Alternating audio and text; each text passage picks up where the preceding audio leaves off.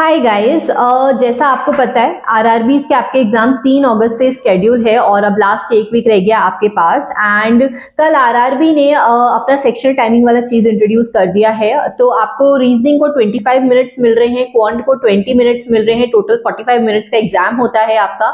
और मेरे हिसाब से ये सही चीज है क्योंकि रीजनिंग को ज्यादा टाइम दिया है। मैक्सिमम एस्पिरेंट्स रीजनिंग में ही अच्छे होते हैं और अगर रीजनिंग को ज्यादा टाइम अलॉट हुआ है तो आप रीजनिंग से ज्यादा मार्क्स निकाल सकते हो। So take it positively. I know बहुत से एस्पिरेंट्स, अब आपकी जैसी प्रैक्टिस होती है उस हिसाब से आपका रेगुलर मतलब मॉक्स लगाना ये सब चल रहा होता है। I can understand that, but ये एक अच्छी चीज है क्योंकि अगर आप बाकी बैंक एग्जाम्स भी टारगेट कर रहे हो तो उन सब में सेक्शनल टाइमिंग होती है और आपको एक लिमिटेड टाइम के अंदर ही आपका पूरा सेक्शन बनाना पड़ता है। तो अगर इसमें भी ये लोग सेक्शन टाइमिंग इंट्रोड्यूस कर रहे हैं तो ठीक है, फेयर इनफ, बिकॉज बाकी एग्जाम्स में अगर होता ही है आप उसके अकॉर्डिंग प्रैक्टिस करो। ऑल्दो अभी ये लोगों ने टाइम ज्यादा नहीं दिया, थोड़ा सा पहले बता देते, एक आध महीना पहले, तो आप उस हिसाब से बहुत अच्छी प्रैक्टिस कर पाते।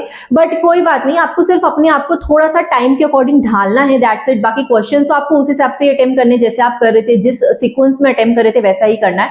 और अभी जितने भी ब्रांड्स, अब ब्रांड्स भी आपके मॉक्स अपडेट करना स्टार्ट कर देंगे, सारे ब्रांड्स में लगभग आ जाएगा। स्मार्ट कीड़ा का मुझे पता है, स्मार्ट कीड़ा की अगर आपके पास मॉक्स है तो उसमें आपका कल तक उन लोगों ने बोला है कि पूरे मॉक्स आपके वापस से अपडेट हो जाएंगे और पूरे मॉक जो आप इवन दे चुके हो, जितने मॉक्स ऑलरेडी लगा चुके हो, वो वाले मॉक्स भी अपडेट होके आपको मतलब कि विद सेक्शनल टाइमिंग मिल जाएगा।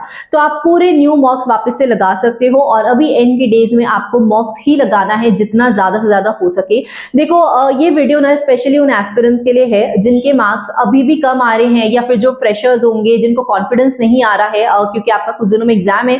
और मैं समझ सकती हूँ किस लेवल की एंजाइटी आपको हो रही होगी। इस बार मैं आरआरबी का फॉर्म नहीं डाली, फिर भी मुझे भी ऐसी एंजाइटी हो रही है जैसे कि मेरा भी एग्जाम हो कुछ दिनों में।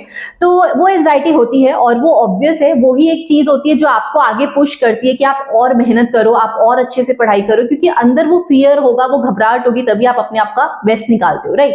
बट ये वीडियो मैं बेसिकली उन्हीं के लिए बना रही हूँ जिनको ये लग रहा है कि मेरे मार्क्स स्टिल कम आ रहे हैं, मॉक्स में मार्क्स कम आ रहे हैं और एग्जाम कैसा जाएगा, जो बहुत ज्यादा परेशान है। सबसे पहले मैं आपको बता दूं, देखो अब जितने भी दिन बचे हैं आप सब कुछ भूल जाओ, सब कुछ। मेंस भूल जाओ, अगर आपने अभी तक मेंस नहीं पढ़ा है, स्टार्ट नहीं किया, व्हाटएवर इट इज, दूसरे सारे एग्जाम्स भूल जाओ। आपके पास अभी जितने भी दिन बचे हैं आपको सिर्फ और सिर्फ क्वांट और रीजनिंग पढ़ना है, जितना ज्यादा से ज्यादा हो सके। दिन के 8 घंटे पढ़ रहे हो तो 4-5 घंटे क्वांट करो, 4-5 घंटे रीजनिंग करो और वो भी आरआरबी पीओ प्रीलिम्स के लेवल का ही पढ़ो, ठीक है। मॉक्स लगा के प्रैक्टिस करो। मैं आपको बता रही हूँ कि मॉक्स में जनरली हम जितने अटेम्प्ट करते हैं, जरूरी नहीं कि आप एग्जाम में जाके उतने अटेम्प्ट करो।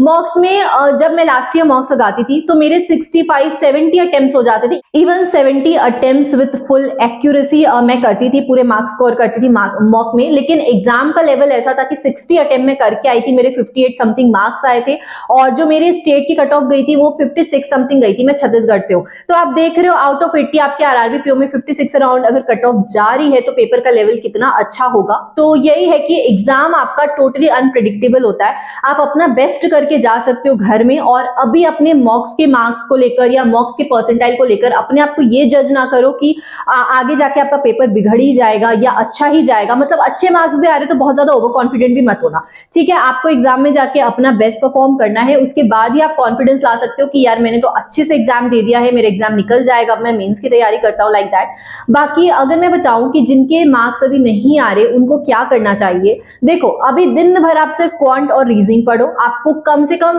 1 घंटा डेली क्वांट का कैलकुलेशन प्रैक्टिस करना है। टेबल्स आपके मतलब एकदम टिप्स में याद होने चाहिए, अप टू 30।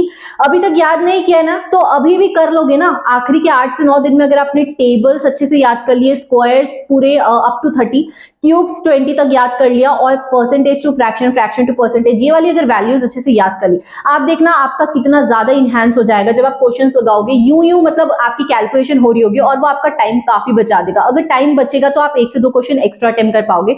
तो अभी आपको एंड के डेज में कैलकुलेशन मतलब एकदम टिप्स में आपको फिगर्स याद होने चाहिए। डेली उसकी प्रैक्टिस करो, डेली पढ़ के याद करो, डेली लिख के प्रैक्टिस करो और daily simplification, approximation, number series मत छोड़ना क्योंकि नंबर सीरीज एग्जाम में अटका देता है, उसकी सफिशिएंट प्रैक्टिस मैंडेटरी है। डेली कम से कम आपको 20 से 30 मिनिमम में मैं बोल रही हूँ, उससे ज्यादा लगा सको तो बेस्ट है। कम से कम 30 क्वेश्चंस नंबर सीरीज के प्रैक्टिस करो, 15-20 आप रॉन्ग नंबर सीरीज के लगाओ और बाकी के 10 से 15 आप मिसिंग नंबर सीरीज के लगाओ, इस तरह से, ताकि थोड़ा आपका दिमाग इवॉल्व हो कि किस तरह के क्वेश्चंस आते हैं, किस किस पैटर्न पे क्वेश्चंस बन सकते हैं। और एंड के डेज में अगर आप प्रैक्टिस करोगे ना एग्जाम में जाके, पक्का वहां से मतलब आपको काफी हेल्प होगी, क्योंकि एंड के डेज में आपने इतनी प्रैक्टिस की है, वहां जाके आपको तुरंत नया नया वो चीज क्लिक कर जाएगा। तो डेली आपको ये प्रैक्टिस करनी है, डीआई की प्रैक्टिस करनी है, कम से कम 20 या 30 डीआईज आप डेली लगाओ। देखो अगर आपने कोई बुक परचेज कर रखी हो, आपने कोई पीडीएफ कोर्स से रखा हो, या कहीं पीडीएफ आपको मिल जाए, फ्री पीडीएफ मिल जाए, मैं भी अपने टेलीग्राम में पीडीएफ वगैरह डालती रहती हूँ, तो आपको कहीं से भी ये क्वेश्चंस मिल जाएंगे। नहीं तो आप सिंपल गूगल करके भी निकाल सकते हो कि डीआई फॉर बैंक एग्जाम, आपको बहुत सारी पीडीएफ मिल जाएंगी। मैं सिर्फ आपको बता रही हूँ कि अभी आपको डेली कितनी प्रैक्टिस करनी है कि आपका प्रीलिम्स क्रैक हो जाए। अभी आपका सिर्फ इतना एम होना चाहिए कि मेरा प्रीलिम्स क्रैक हो जाए, प्री निकल जाएगा तो बाद में अच्छे से लग के मेंस के लिए तैयारी करेंगे। अभी आप किसी चीज के बारे में ना सोचें, और ऑब्वियसली जिनका अच्छा चल रहा है, जो अच्छी पढ़ाई कर रहे हैं, जिनका सब अच्छा चल रहा है, वो तो अपने हिसाब से स्केड्यूल बना लेंगे। जिनका नहीं हो पा रहा उन्हीं को मैं हेल्प करने के लिए यहाँ आई हूँ। और इसके अलावा आपको अरिथमेटिक के क्वेश्चंस, अच्छा एक चीज, अब कुछ भी नया मत पढ़ना। कोई भी अरिथमेटिक का टॉपिक आपको लग रहा हो मेरे को SICI नहीं आता, मैं अभी कवर कर लेता हूँ, मत करना। कोई हेल्प नहीं करेगा वो आपको। जितने टॉपिक्स आते हैं उतने ही टॉपिक्स आप अच्छे से प्रैक्टिस करो, और उतने ही टॉपिक्स के आप मिक्स लेवल पे क्वेश्चंस लगाओ। जैसे कि 5-6 क्वेश्चन प्रॉफिट लॉस के लगा लिए, 5-6 क्वेश्चन आपने टाइम एंड वर्क के लगा लिए। जो जो आपको आता है ना, उन टॉपिक्स के आप मिक्स लेवल पे क्वेश्चन लगाइए, ठीक है। और आपको वैसे भी क्वांट में इन लोगों ने कम टाइम दिया है, 20 मिनट्स दिया है, तो आप कम, मतलब आप अगर कोई टॉपिक छोड़ भी दोगे अरिथमेटिक का तो भी आपका एग्जाम निकल जाएगा। ऐसा नहीं है, मतलब ये आरआरबी पीओ प्रीलिम्स अरिथमेटिक पे डिपेंड तो बिल्कुल नहीं करेगा। तो आपको जितने टॉपिक्स आते हैं उन टॉपिक्स की प्रैक्टिस अच्छे से कर लो। ये आप क्वांट का स्ट्रैटेजी रखो अपना, डेली अभी 3 से 4 घंटे क्वांट को दो, और जो सब्जेक्ट वीक है आप उसको ज्यादा टाइम दो, और जो सब्जेक्ट थोड़ा ठीक है उसको कम टाइम दो। ऐसा कर सकते हो। क्वांट और रीजनिंग को ही टाइम देना है अभी। और रीजनिंग के अगर आप पजल्स में, आपको देखो मैं टाइमलाइन दूं तो प्रीलिम्स का पजल आपका 3 मिनट में मैक्सिमम बन जाना चाहिए, वो भी मैं मैक्सिमम बोल रही हूँ, मतलब उससे भी कम में। अगर मैं बताऊं तो आरआरबी पीओ प्रीलिम्स हो गया, या क्लर्क लेवल के जो क्वेश्चंस होते हैं पजल्स के, वो 2-2 मिनट में बन जाते हैं विद ऑल द ऑप्शंस, ठीक है, फटाफट बन जाते हैं अगर आपने सफिशिएंट प्रैक्टिस की है तो। लेकिन स्टिल अगर आप लैक कर रहे हो तो मैक्सिमम आप 3 मिनट दे सकते हो एक पजल को, और डेली कम से कम 40 से 50 पजल्स प्रैक्टिस करो। हर टाइप के पजल्स की प्रैक्टिस करो। सिटिंग अरेंजमेंट, सर्कुलर हो गया, लीनियर अरेंजमेंट हो गया, या फ्लोर बेस्ड हो गया, सर्कल बेस्ड हो गया, जो मिल रहा है, जो भी टाइप के पजल्स मिल रहे हैं अच्छे से प्रैक्टिस करो। और कम से कम 40 से 50 क्वेश्चन डेली अभी लगाओ। इतने देखो, अगर आप अभी 7 दिन भी 40-40 क्वेश्चन लगाओगे तो 280 क्वेश्चन आपके पजल्स के लग गए होंगे, और 280 क्वेश्चन लाइक बहुत सफिशिएंट होते हैं आपके एग्जाम में 3 या 4 सेट ही आने वाले पजल्स के, राइट। और उसके अलावा थोड़ा सा ब्लड रिलेशन की अच्छे से प्रैक्टिस करो। ब्लड रिलेशन ट्रिकी होता है, ब्लड रिलेशन फंसा देता है एग्जाम में, उसकी अच्छे से प्रैक्टिस करोगे।